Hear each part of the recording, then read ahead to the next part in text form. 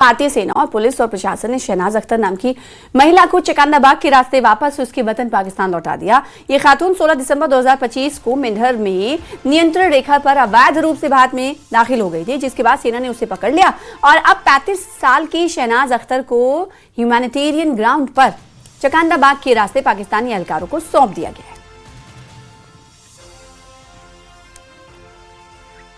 भारत की तरफ से आज फिर एक बार पाकिस्तान के साथ मधुर संबंध स्थापित करने के लिए और मानवता के आधार पर एक पाकिस्तानी महिला जो कि अवैध रूप से नियंत्रण रेखा पार कर भारतीय क्षेत्र में आ गई थी और जिसे भारतीय सेना ने गिरफ्तार किया था और उसके बाद पुलिस के हवाले किया था, आज उस महिला को, जिसका नाम शहनाज अख्तर है और पाकिस्तान के कब्जे वाले क्षेत्र कोटली की रहने वाली है, आज उसे भारतीय सेना और पुलिस और प्रशासन ने मिलकर जो है पहुंच के चकंदाबाग के रास्ते उसके वतन लौटाया है। आपको बता दें कि पाकिस्तान लगातार भारत के खिलाफ जहर उगलता है, नापाक हरकतें करता है, लेकिन भारत हमेशा बड़े भाई की तरह पाकिस्तान के साथ मधुर संबंध स्थापित करने का प्रयास करता है और उसी के आधार पर 16 तारीख को ये जो महिला शहनाज अख्तर है पुंछ जिले के उपजिला मेंढर के डेरी डिप्सी इलाके से भारतीय क्षेत्र में घुस आई थी और अवैध रूप से घुसने के बाद सेना ने उसे पकड़ा था और पूछताछ के बाद उसे पुलिस के हवाले किया था और पुलिस ने आज जो है सेना और प्रशासन के साथ मिलकर चकंदाबाग के रास्ते उसे उसके वतन लौटाया और पाकिस्तान सेना के हवाले किया है ताकि वो अपने परिवार से मिल सके। भारत की ये पहल जो है, इससे पहले भी कई बार भारत ने इस तरह से प्रयास किए और कई पाकिस्तानी नागरिकों को जो अवैध रूप से इस पर आए हैं उन्हें उस पर वापस उनके वतन लौटाया है